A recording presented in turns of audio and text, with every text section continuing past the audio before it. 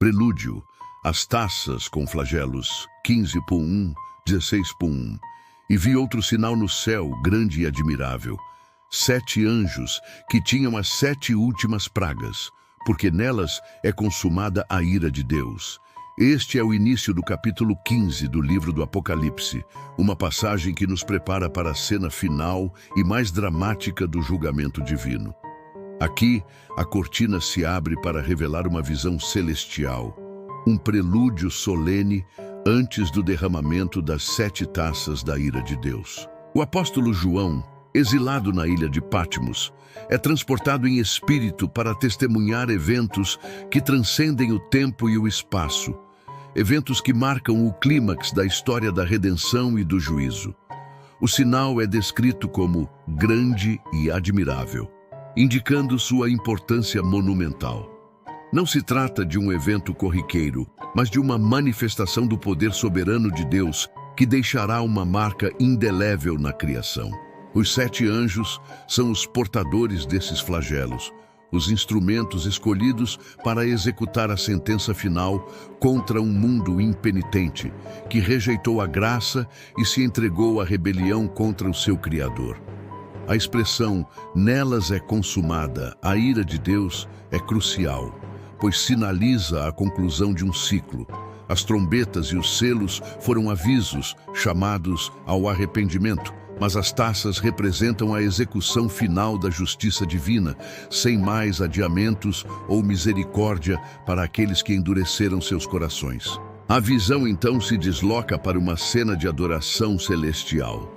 João vê algo como um mar de vidro misturado com fogo.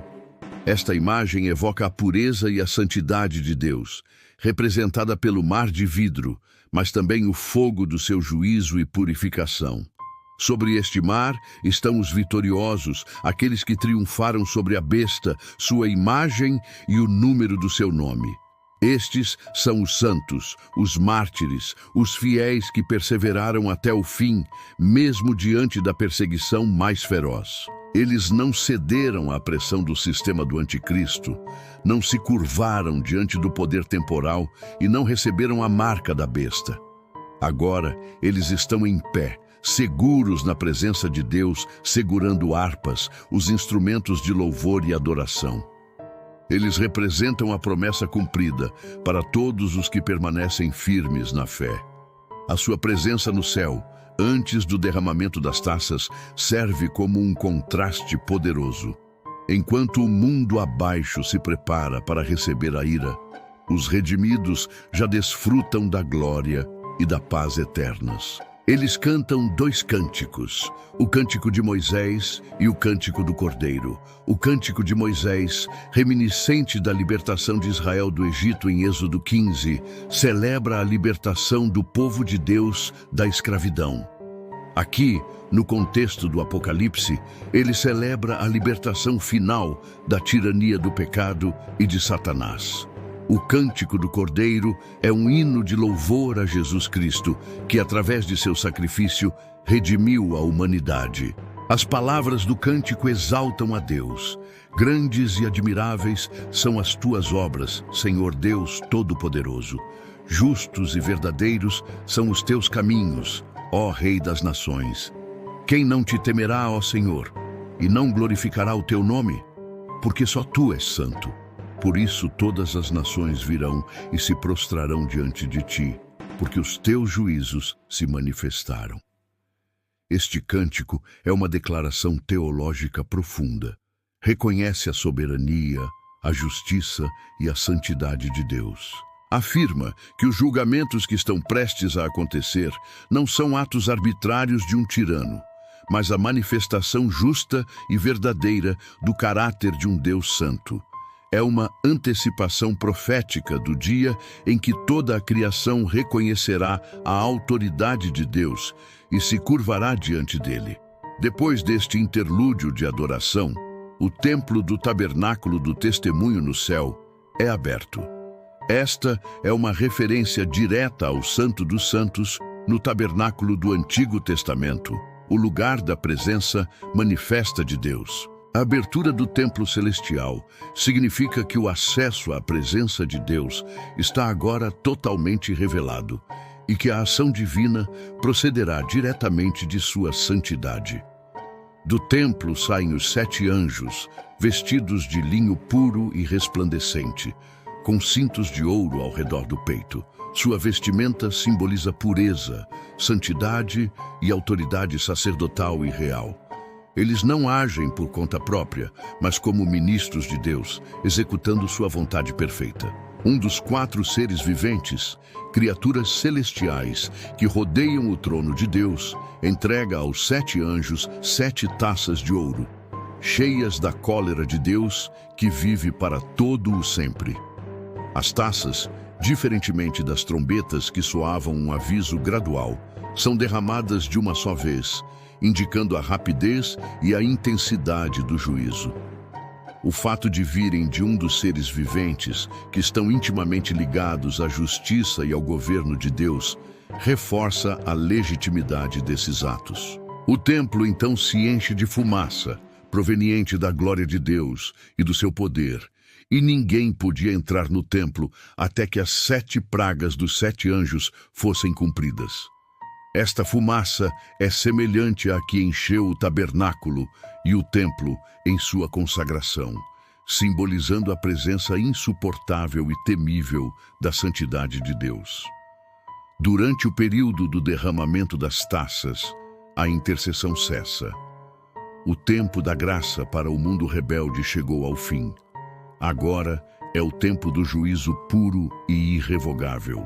Este é o prelúdio solene e terrível para a série final de flagelos.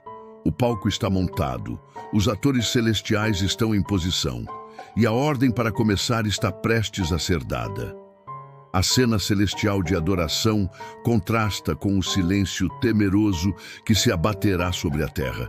É um momento de clareza cósmica, onde a justiça de Deus será plenamente manifestada. E ouvi, vinda do templo, uma grande voz, que dizia aos 7 anjos: Ide e derramai sobre a terra as 7 taças da cólera de Deus. A ordem é clara, direta e inescapável. A grande voz que emana do santuário é a voz da autoridade suprema, a voz do próprio Deus. Não há mais debate, não há mais apelo. A paciência divina, que perdurou por milênios, chegou ao seu limite. A ordem para derramar as taças é um decreto soberano, o ponto de inflexão final na história da humanidade rebelde. O capítulo 16 começa com esta ordem imperativa, movendo a narrativa da preparação celestial para a execução terrena. Os anjos, como servos obedientes, partem para cumprir sua terrível missão. Cada taça contém uma praga específica direcionada a diferentes aspectos da criação e do reino da besta. Estes julgamentos são paralelos, em muitos aspectos, às pragas do Egito, mas sua escala é global e sua intensidade é final.